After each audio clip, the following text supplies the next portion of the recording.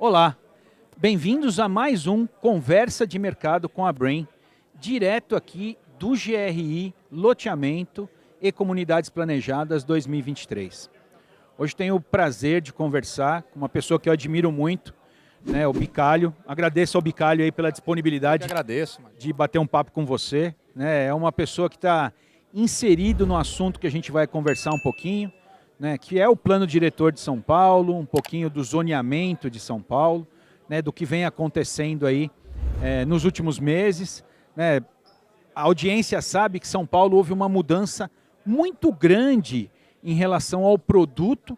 Né. Nós saímos de 2018 aí para 35 mil unidades vendidas por ano, que já é uma enormidade, e já batemos os 72 mil unidades vendidas por ano. Então, com isso, a gente percebe que houve um crescimento exponencial do produto chamado HIS, HMP, ou os produtos que têm toda uma legislação específica nas áreas de grande circulação e de potencial, pegando toda essa parte de infraestrutura dentro da capital. Então, eu queria primeiro convidar o Bicalho para poder falar um pouco sobre o assunto, sei de todo o conhecimento que ele tem.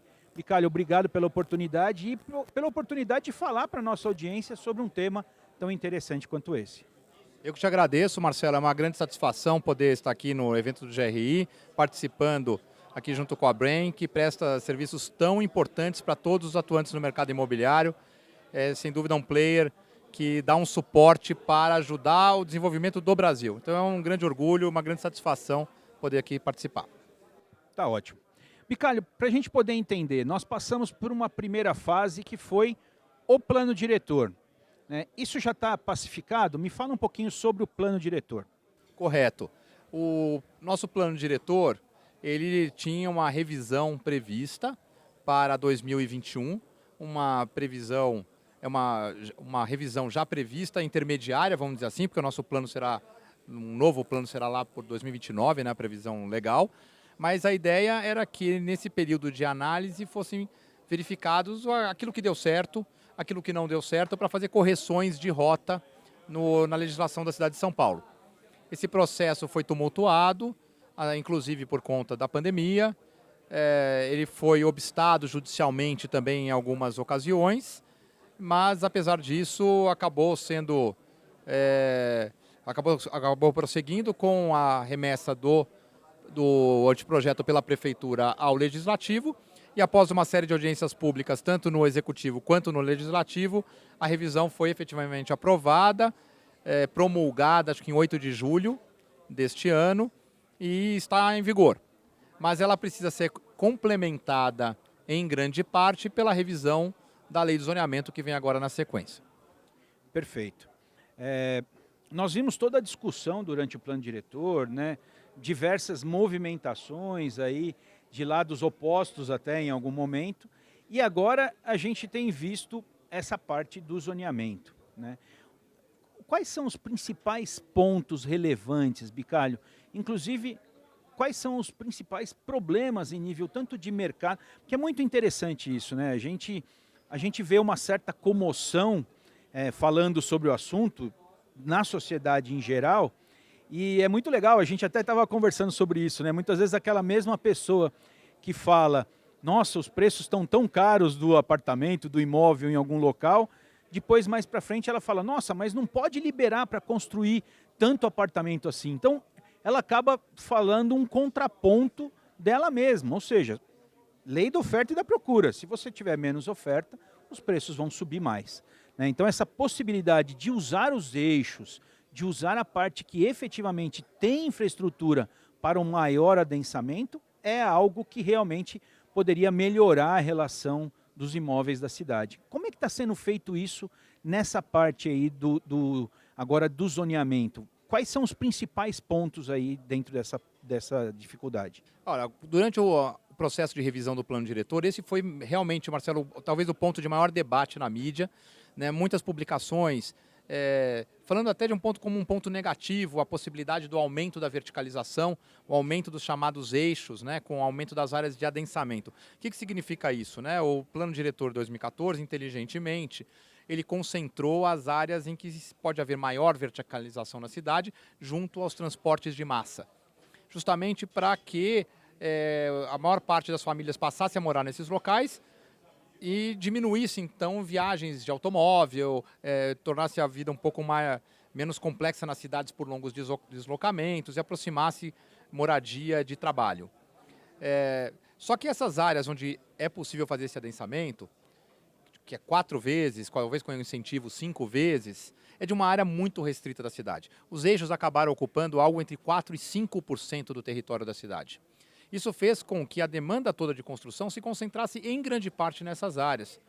E aí você vê muitos prédios em algumas áreas de Pinheiros, Rebouças, Brooklyn, Ipiranga. Por quê? Porque são áreas muito restritas onde pode adensar. Isso teve uma série de consequências, entre outras consequências, o aumento dos preços. Porque você foi gerando uma escassez de terrenos e os proprietários hoje pedem preços absurdos para que se possa construir. Tanto que a gente vê a elevação dos preços dos apartamentos, decorrente também da elevação nos últimos anos de material de construção, mas principalmente preço de terreno, preço de outorga onerosa, e o resultado das empresas, a margem de lucro caindo. Então a gente vê para onde está indo isso? Indo para o resultado dessa pequena oferta, desse bem cada vez mais escasso, que é o imóvel onde pode se verticalizar. Então uma das coisas que se pretendeu com a revisão do plano foi justamente ampliar esses eixos. Ocorre que o plano diretor, a revisão do plano diretor corretamente colocou diretrizes para ampliação desses eixos, em até 700 metros das estações de metrô, ou 400 metros a partir dos corredores de ônibus, por exemplo. Entretanto, deixou para a lei de zoneamento estabelecer efetivamente onde seriam, colocar em mapas onde seriam essas quadras. Mas, infelizmente, o projeto de lei de zoneamento hoje vigente não aumentou eixo algum. Então, olha que situação curiosa, né? Tanto se falou no aumento dos eixos, no aumento das áreas de verticalização, e o que acontece hoje é o plano diretor, a novo plano diretor, né, na revisão do plano diretor, colocou diretrizes para aumento, não aumentou nenhum, e a lei de zoneamento vem reduzir enormemente as áreas de eixo num contrassenso em relação àquilo que a sociedade precisa. Poxa, quer dizer então que a gente está falando mais ou menos o seguinte: o plano diretor aprovou algo, deixou para o zoneamento fazer, e agora o zoneamento está regredindo, vamos dizer assim, sobre essa possibilidade de expansão. Que na minha cabeça, quando a gente fala de expansão, de verticalização e adensamento, onde você tem a maior quantidade de infraestrutura modal, você tem o melhor local para fazer isso, né? Afinal de contas, você muito bem falou, quando você tem um deslocamento modal muito grande, principalmente carro, numa cidade como São Paulo, você vai ter uma dificuldade muito maior. Eu sempre me assusto, eu sou um paulistano, mas eu fui para Curitiba 14 anos atrás, às vezes eu vejo no elevador aqui em São Paulo lá 1.180 quilômetros de congestionamento, né? Aquilo me deixa completamente assustado com esses números. Então acho que isso é uma possibilidade do mercado também auxiliar na metrópole, né? E você vê, existe alguma possibilidade de alteração disso? A gente tem a possibilidade de, pelo menos, resgatar o que foi feito no plano diretor?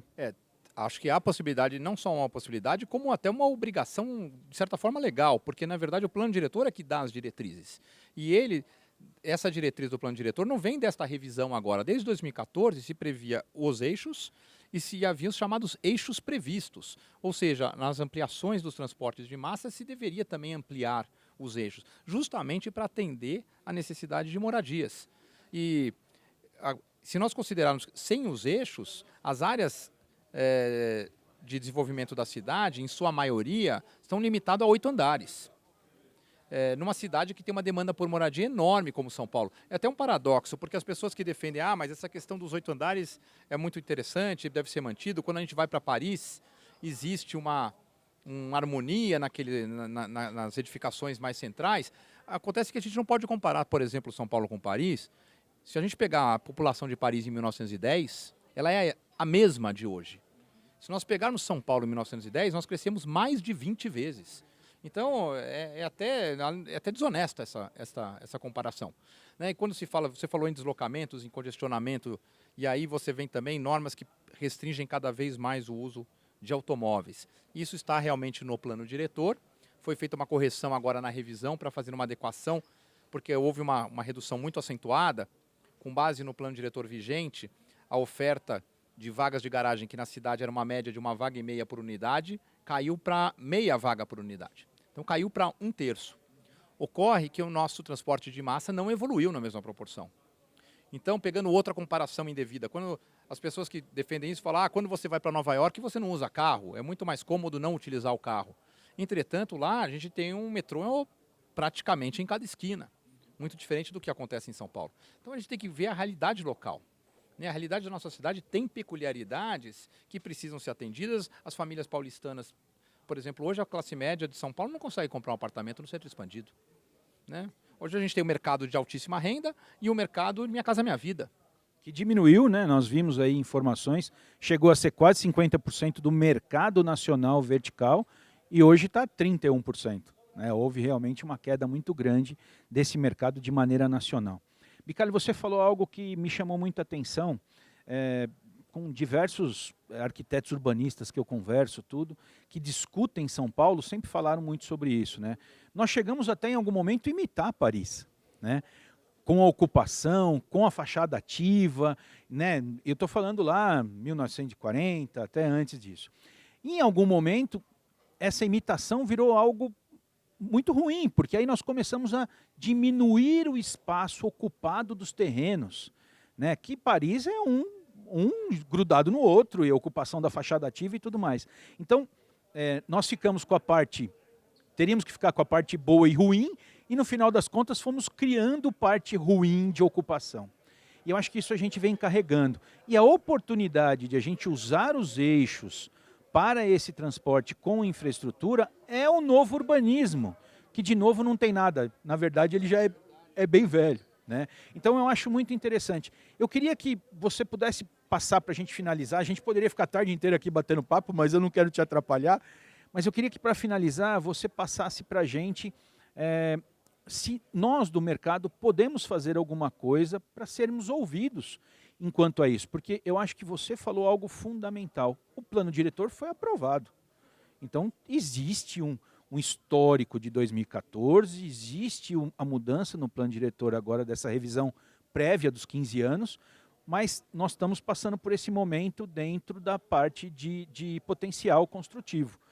Existe alguma coisa que nós do mercado poderíamos fazer?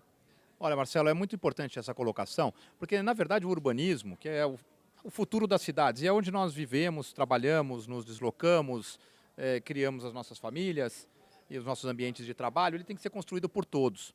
É muito importante o posicionamento dos urbanistas, de várias correntes, é muito importante o posicionamento do movimento de moradia, da população como um todo, da imprensa especializada e, muito importante, o setor produtivo. O setor produtivo é quem desenvolve os produtos e tem o resultado da aceitação ou não aceitação desses produtos pelas famílias, tem o resultado do aspecto técnico de aplicação destas normas. Então é um player, vamos dizer assim, fundamental nessa discussão.